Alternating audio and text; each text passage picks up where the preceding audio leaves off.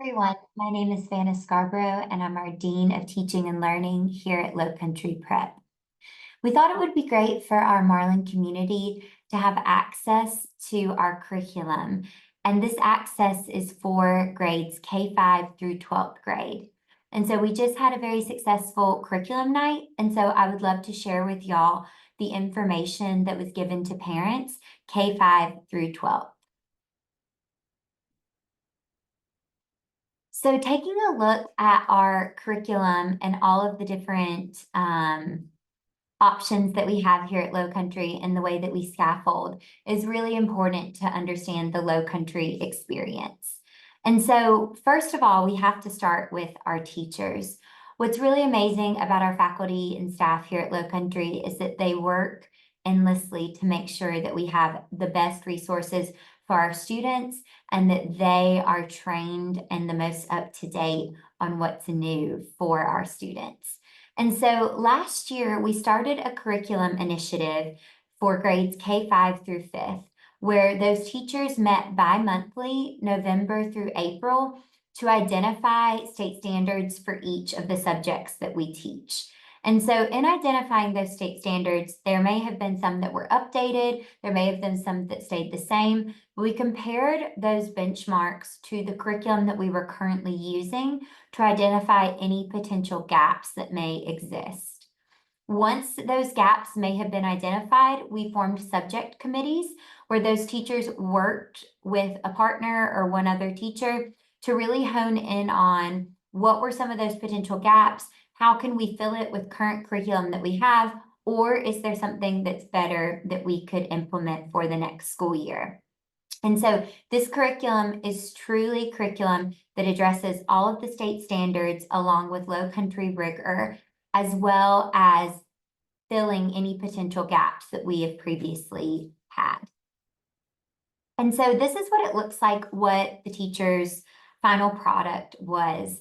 And so for each grade level and for each subject, there are benchmarks that align with the South Carolina state standards. And so they have those exact benchmarks and indicators for every subject level for every grade. And so you can see this world geography is an example of 3rd grade social studies benchmarks.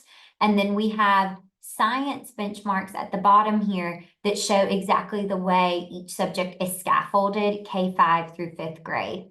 And so again, this curriculum is aligned with South Carolina state standards and it scaffolds all the way up to our 6th grade courses.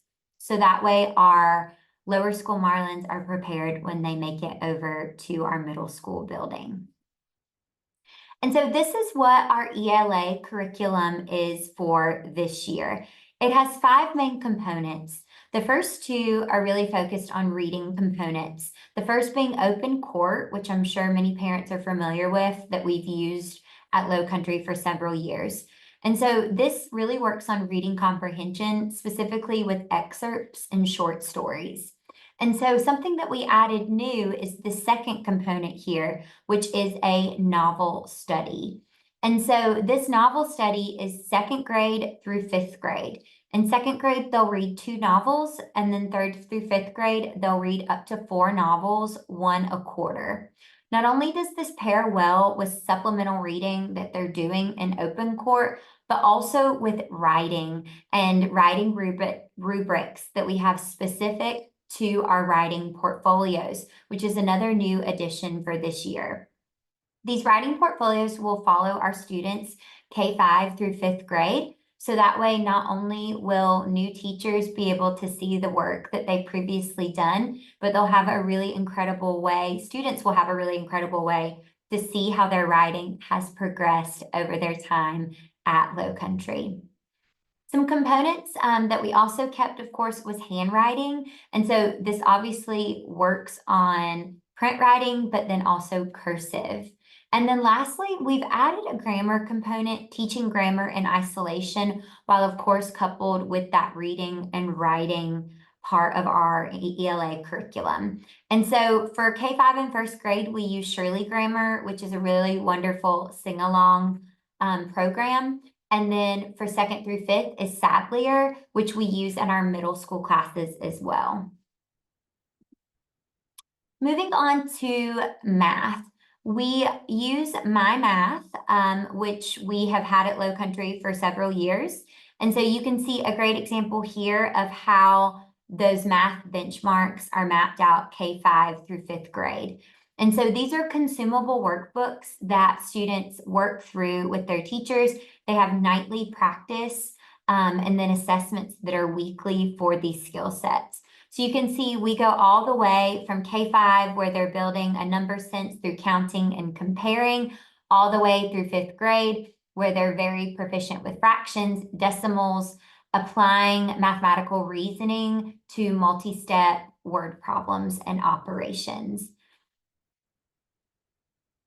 Social studies. This is obviously, social studies isn't a new component, but the curriculum we're using, the program that we're using is new. So we're using TCI, which is Teachers Curriculum Institute, which is a really amazing curriculum because it's made by teachers for teachers.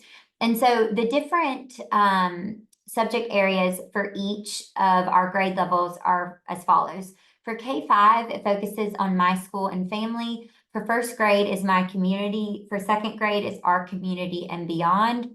For 4th grade is America's past. And for 5th grade is the United States through industrialism. So 4th and 5th really partner together to really get the first half of the country's history in 4th grade, and then all the way to modern history in 5th grade. You'll notice that I skipped over 3rd grade when talking about TCI, because that curriculum is specific to McGraw-Hill. That aligned better with that geography component that's so specific to South Carolina state standards in 3rd grade. And so 3rd graders are using McGraw-Hill as their curriculum, which is an online component as well as consumable workbooks.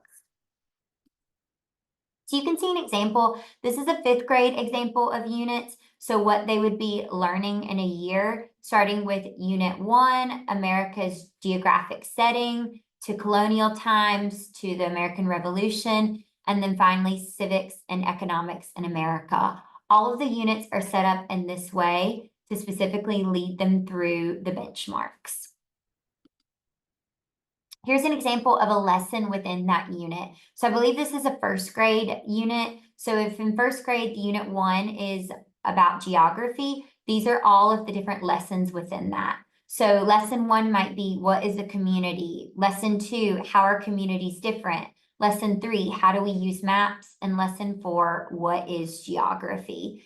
And so all of these are in a workbook that our students can take home and use in class that guide them through these benchmarks. Science. This is a new curriculum as well that we have introduced, particularly Carolina Science, which is lab-based lessons. And so all of our science lessons are hands-on. They're all exploration and curiosity-based. And so you can see the different modules that each grade goes through. So for example, for kindergarten, pull, push, go, living things and their needs, weather and sky. And this goes all the way through kindergarten through 5th grade, all of these different modules. Now, what's really important to note about these modules is their alignment with South Carolina state standards. And so they are exactly aligned. This curriculum is made specifically for Carolina classrooms. And so you can see, for example, if we look at the science benchmarks, the South Carolina state standards for 1st grade, you can see these are the overall indicators here. What happens when there is no light? What happens when materials vibrate? What are some ways plants and animals meet their needs in order to survive and grow? How are parents and their young similar and different? So those are just some of the overarching indicators. And then if you look over here at those 1st grade modules that they're going to be getting into, is light and sound waves, exploring organisms, and sky watchers. And so again, it's that direct alignment to make sure that that those labs and that inquiry is exactly on task with what 1st graders should be learning. Here's some examples of our classes already in action with these labs that they love. We have 3rd grade and then also K-5. working on, it looks like a push and pull lab, which is very exciting. Another feature that I want to point out is our Marlin Connect in lower school. So lower school, all of our Marlin Connect pages look like this. And so if you see the Welcome to K5 with Miss Rogers here, you'll have a way, parents will always be able to see this under homeroom. So when they log into Marlin Connect, click on their child's name and click on that homeroom class, that is where all of our information lives. And so they'll be able to see a daily schedule that's linked below, any information, how to contact their teacher, and then downloads that are helpful. So any of the weekly schedules, the curriculum, any more information that Miss Rogers may find is helpful for her parents. And then when you click on the topics, I've given an example of what fifth grade looks like. And so underneath all of these topics, they have ELA, social studies, math, science. And if you click on one of these, it has the year overview of curriculum for that particular subject in that grade. And so this may look a bit different from grade to grade, depending on the way the teacher wants to organize his or her pages. But this is a great resource for parents to be able to see what are we learning, what's on the horizon, and what should we know already. And so this is a great place, again, for parents to go and a great way for teachers to organize their curriculum. Moving on to upper school. Our upper school master schedule is packed. I love to show this picture because it's color-coded of everything that we offer. And it's great and overwhelming a bit to see how much our upper school teachers are tackling, how many classes they're teaching, all of the different prep work that we do. And we are so grateful to all of our teachers school-wide for the work that they put in. So specifically, let's get into some stats of this master schedule. So this year, currently, we're offering 8 advanced placement courses. We're offering AP Human Geography, AP Spanish, AP Pre-Cal, AP Cal, AP Environmental, AP 2D Art, AP Physics, and AP Literature. Now, this is what this year's students needed. So looking at their schedule from last year, looking at maybe what some of their majors, our juniors and seniors are going to be, this is what we were able to curate for this year with the teachers and students that we have. What's important to know about our school is that our teachers often, most of them, are not certified in just one AP course. And so we have options of what we can teach in future years and what we have taught. And again, what we teach always depends on that student need. And so some additional AP courses that we can offer are AP French, AP Psych, AP Art History, AP Language and Comp, AP Government, AP Physics 2, and AP Biology. So important to keep in mind that these rotate in and out, and it'll depend on the year and our student need on what we offer. Some other stats is that we offer dual enrollment. So again, these are college credit classes that are actually taught by our instructors at our school. And so instead of having to leave to go to HGTC, who we partnered with for these courses, students can be in our classrooms with our teachers getting that credit because our teachers are dual enrollment certified. So specifically what we're offering for this year, these are semester-based courses that run for the year. And so for history, our juniors and seniors are taking dual enrollment American Government and dual enrollment state and local. They also have the option, if they're not going to take AP Cal, for them to take dual enrollment college algebra, and then it moves into dual enrollment statistics. What's important to know about this is not only do they receive college credit, but dual enrollment offers the same weight in the GPA as AP courses. And so they're getting not only that rigor, but also that added GPA weight, which is important for colleges when they're looking at those things. Another thing that sets us apart is we have honors track access that begins in 8th grade. So we are offering freshman level courses to our 8th graders. and not just offering, that's what every eighth grader takes. And so already in eighth grade, they choose between Spanish 1 honors or French 1 honors. They learn English 1 honors, and then they also are in Algebra 1 honors. Obviously, this continues through high school into chemistry, geometry, Algebra 2, and those upper level language honors that can go all the way to AP. So again, unlike public schools, your students are fast-tracked into honors before high school, which creates that acceleration, which colleges love to see. Some more stats that we offer with our master schedule is senior seminar. This is a capstone class that I actually teach to our seniors, and this is where they learn public speaking skills, community engagement. They do a big research paper where they're learning all the different citations that they'll need for college and those skill sets. And so it's a really great class capstone where they can wrap up their experiences at Low Country. And we know that that is what houses our beloved Marlin Legacy speeches that happen at the end of the year. We also offer personal finance and econ where we build real world readiness. And so this class is field trip based. Where the students not only learn about budgeting, but they budget and plan for a field trip. So they get that real world application.